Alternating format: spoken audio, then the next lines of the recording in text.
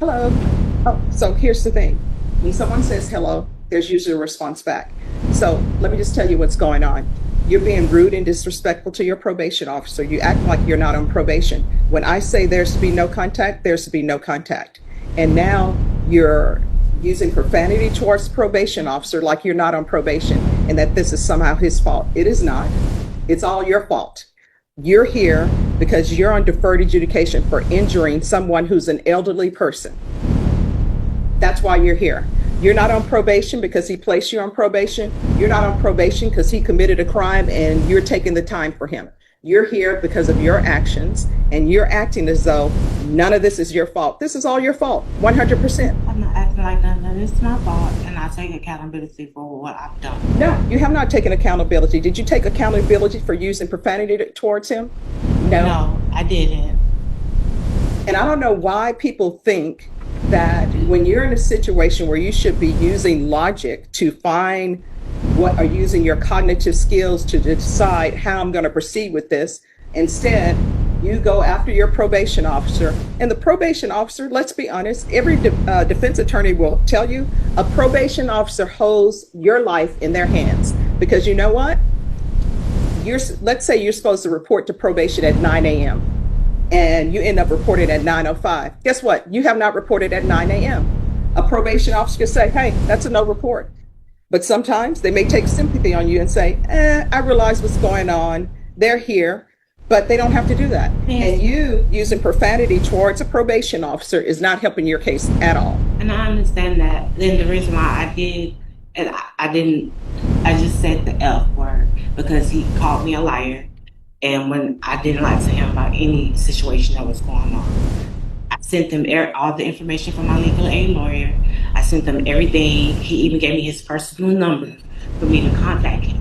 When I had to go to the emergency room and had to get a blood transfusion, he even offered to take me there.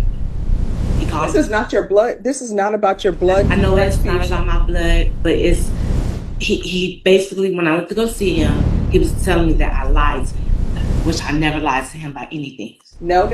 This starts with you wanting to go to a location where I said you are not allowed to have contact. That's where all of this came up. Then everything snowballs into something else. Yes, ma'am. And I did exactly what you told me to. I didn't go to that location.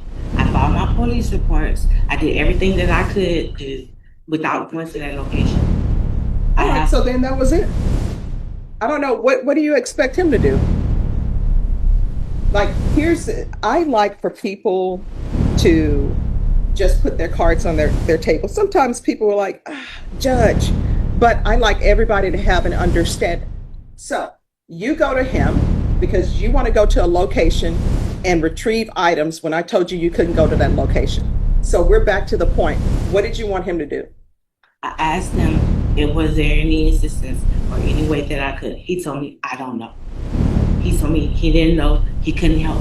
So I didn't have no other choice but to call the police, make a police report. I had my daughter, she's 16 years old, to go there. When she went there, she took pictures of everything that was outside. All right, so again, what did you want him to do? He said, hey, I don't know, there's nothing I can do for you. When I contacted Miss Adams, she told me to ask my probationer if there's any assistance that he can help me or provide without going to that location. And he's saying no. And he said no. And I told him I don't have no other choice. My children is 16 and 18. They didn't have the money. They don't have money for you all. My daughter just quit her job because no one was able to take her to work. So I didn't have nobody else to help me get So again, I don't know how this translates into you using profanity against him. He's like, I can't help you. And honestly, it's not his job to help you get your things. Really, you know what a probation officer's job really is? And they'll correct me if I'm wrong. But their job is to make sure that you abide by your conditions. Everything else that they're doing is just extra, but that's not their job. It's not, for example, if you can't pay your utilities, it's not their job to find places for you to pay utilities. They'll do it. They'll say, here's some places that you can call. But that's not his job. And if he tells you, I can't help you with getting your things, again, we're back to the point. He says, I can't help you. So what do you want him to do? He's like, I can't help you. And How does that translate into using profanity against him? And then telling him, sending him an email telling him all this is his fault and it's on his shoulders. It's not. All of this happened because of you. Guess what? You can't go to that location because you injured an elderly person. That's why it's all your fault. And there are consequences for all our actions. It is, and I communicated with him. I told him everything. I sent every case number. I even sent him my legal aid information. I sent him everything. I tried to do everything the right way before it even went out of hand. But see, here's what you don't understand, and you're not internalizing what I'm saying. He is telling you, I can't help you with that. And you still keep going back to him. He's already told you, I can't help you with that. Giving him numbers to your legal aid, giving him numbers to this person saying, we're trying to help her get her things. He can't help you with that. His whole role is to supervise you on probation. That's it. He can't say, you know what I'm going to do? I tell you what, let me go over there and get your things for you. He can't do that. That's not his job. Now, if he offers to do that, great, but he doesn't have to. He has told you more than once, I cannot help you with that. I still don't understand how that goes and translates into you using profanity against him. His job is hard, as it is. And then to have somebody come in and use profanity against them, that's an issue. And then to have you go into that location when you know you're not supposed to, that's an I issue. never did go to the location. I didn't. I had to call the police from a different location. To make All right, so you police called the report. police, and then what happened? I made the police report. I went down to the property. I also went down to 315, the headquarters, to fill out all the information because the day I was arrested, everything was stolen. My car, my credit cards, everything. So I'm trying to do everything that I have to do the best way that I can, the right way. All right, the right way is not using profanity against your probation officer. That's not the right way. The right way is not being disrespectful. And you know what? This whole thing with the injury to the elderly, where are there anger management? You do have an anger problem because when people tell you no, you can't accept that. You take it to 100. He said, I can't help you with that. And then you use profanity against him. You're calling him all sorts of names. Nobody likes to be called out there, give a name. I didn't call him out his name. I just said it was fine. I didn't have no other choice. So I would have to figure it out. No. We're not here because you said it was just fine. Where is the officer? You can come forward, please. Ma'am, and on this side. All right. So, you're Officer Wolf? Yes, ma'am. All right. So let me ask you a question. Are you able to go to her former location and get her items for her? No. No, ma'am. That's your answer, no. Are you able to file a police report for her so she can get her items? No, ma'am. So he can't do that. So what do you want from him? I had to do it on my own. So if there's something he can help me with, then that's Well, see, that's the thing. Now, when you're before me and you're looking at potentially going to prison, now you're like, oh, well, he can't help me with that. He's told you that. Be an adult. Solve your own problems. This is supposed to be problem solving. That's why you're on probation, for anger management issues, because you can't problem solve. I don't know. Maybe you never were taught to problem solve. But if he's telling you, no, he can't do that, that's not in his job description, then there's no need to use profanity against him. He's told you, I can't do it. Judge, if I Yes. speak for a minute. Throughout my time working with Ms. Holmes, it's been pretty apparent that she has a pattern of not taking responsibility or accountability for her behavior.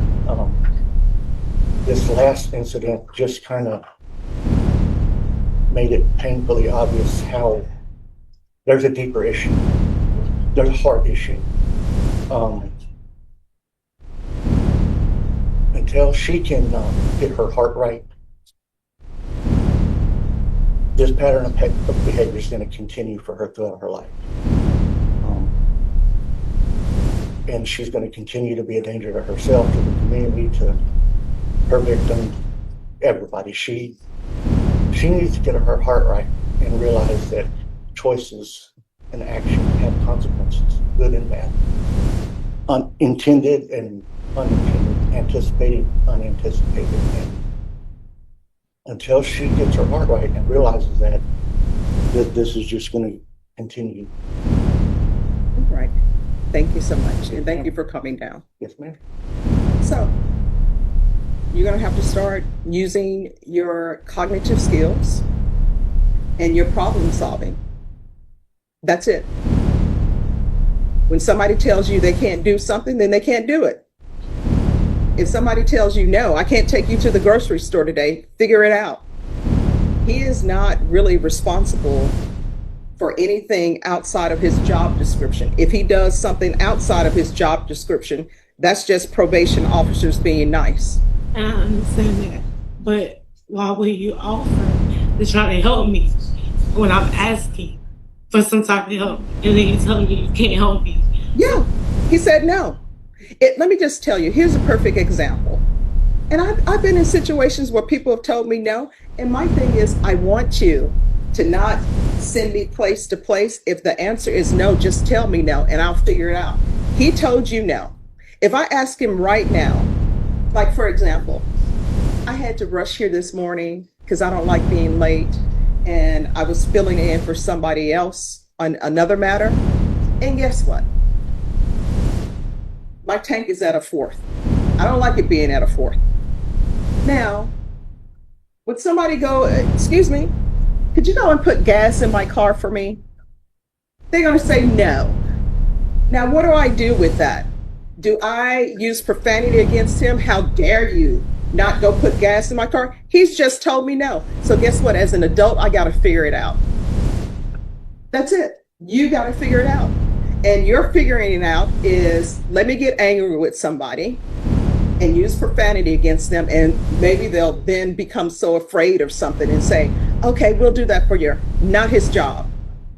And I can tell you right now, if you don't start treating people with respect, one, you're not going to get anywhere, because when you disrespect people, they don't want to help you. And number two, respect. No, you did not. That's the thing. You're still in this clouds. Like these are not, I don't know how your relationships are outside of this world, but in this world, you need to treat people with respect, whether you respect them or not. Like right now, you can hate my guts all you want to, but you had better say your honor or judge. You understand?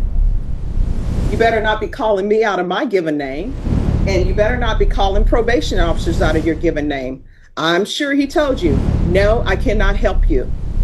And when somebody says, no, I cannot help you with something, maybe you want to ask them again.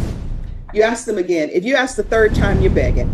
And he's already told you he can't help you with that. That is not his job. That is outside his job description. If he decides to help you outside of his job description, just him being nice.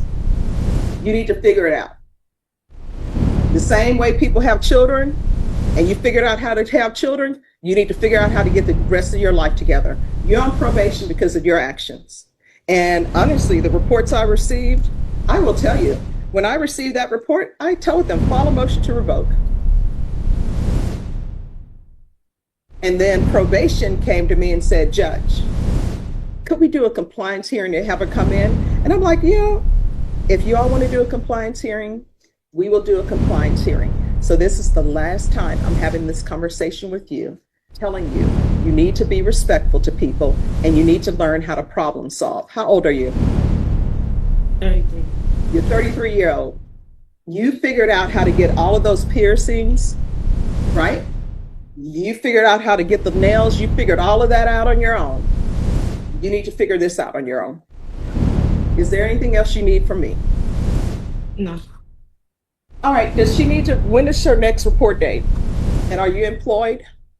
You told me I had 30 days to find a job. I had a business, but all my stuff is gone. All right. So that'll be a no. So Miss Ferguson, recall her for the week of August 11th, and I'm going to see how you're doing on probation. What date? I can do that. That's my date, the 11th. All right. So you're coming back on August 11th for me to get a report on what's going on. If you'll give her a reset form. Probation. Yes, Judge. When is her next report date with you? I have an appointment set right now. From Officer Wolf's information, she was supposed to be reporting. He wrote on the paper July 9th. Twice a month. July 9th? That's what he wrote on the paper. All right, so she said her next her next appointment date with him is July 9th. All right. I have to confirm, Mr. Wolf was mentioning that yes, is supposed to have been installed as well, but that she did not have it. All right. I don't have nowhere to stay, nor address. It was ordered June 5th, and it was supposed to have been done through work release wait, but so partial funds when it was. All right. So, if you all could give her a list of places for her to find housing. And then we're going to come back on August 11th. And by August 11th, you need to have the GPS on. All right. Thank you. And the persons who are here for the VTC, please.